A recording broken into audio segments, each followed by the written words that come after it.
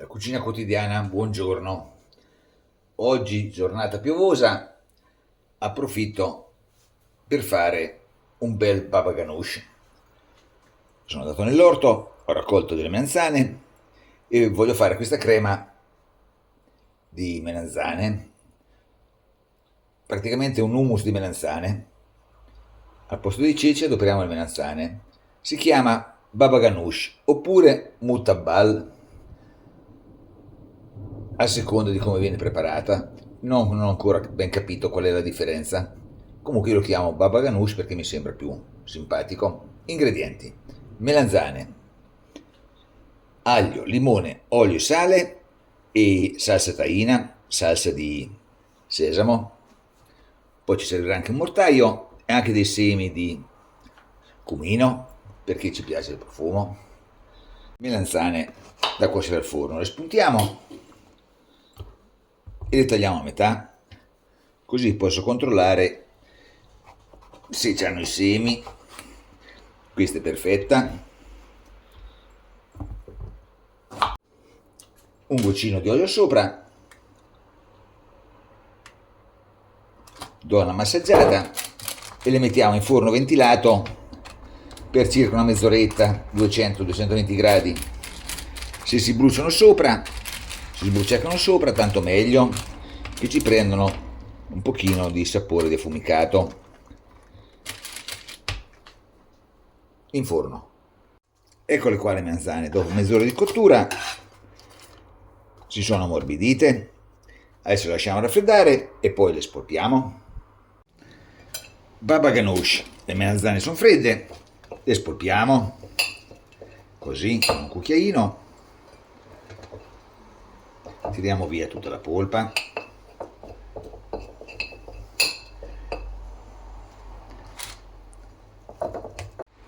Melanzane spolpate per bene e adesso con una forchetta cominciamo a schiacciare. Erano piccole ma è venuta abbastanza. Va bene? Schiacciamo e cerchiamo di ridurla più liscia possibile. Ho visto qualcuno che la mette nel frullatore, ma secondo me il baba ganoush nel frullatore non ci sta proprio niente bene. Diventa una roba molto omogenizzata e non va bene. Qualche grano di cumino nel mortaio. Il cumino non è obbligatorio, ma a me piace molto il profumo e ce lo metto. E schiacciamo. Giù un pochino di cumino che abbiamo schiacciato. E qua dentro adesso mettiamo dell'aglio. Per queste piccole melanzane uno spicchio più che sufficiente, dipende poi da quanto vi piace il sapore dell'aglio.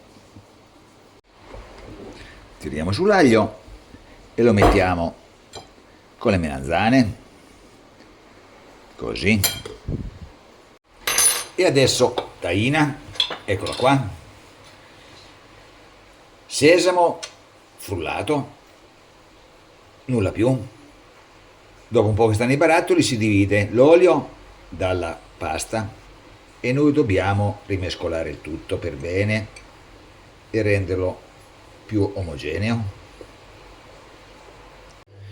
La tahina ha preso la sua consistenza e mettiamo giù nelle melanzane, così, un bel cucchiaio, anzi un cucchiaino. E poi ce ne mettiamo anche un altro, eccolo qua, e mescoliamo e schiacciamo, spremiamo sopra un pochino di limone.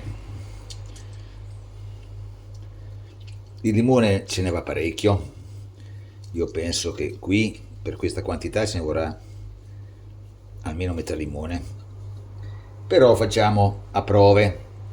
Lo mettiamo un po', mescoliamo e assaggiamo. Mescoliamo, schiacciando e assaggiamo.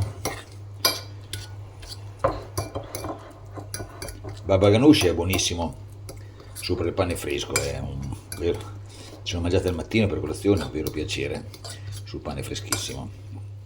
Ma va bene anche sulla pizza, su un crostino, dove volete. Dentro anche un pochino di sale, che non avevo messo per niente, ed ancora un pochino di limone.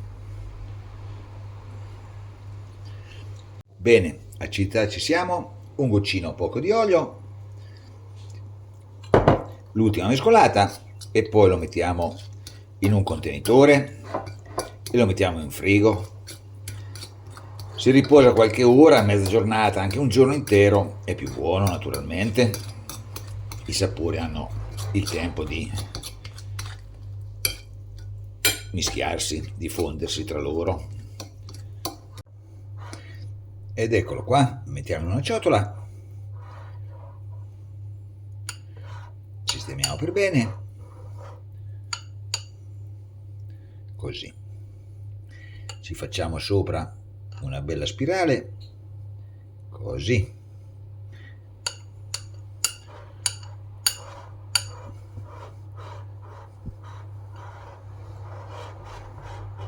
Così. Un goccino di olio, pellicola e mettiamo in frigorifero. Baba ganoush il giorno dopo. Sono andato al forno, invece del pane ho preso un pezzetto di pizza al formaggio e adesso proviamo il baba ganoush. Proviamolo così. Buono, buono, buono. Questa crema è veramente deliziosa. Baba ganoush, il meglio delle melanzane. Buon appetito.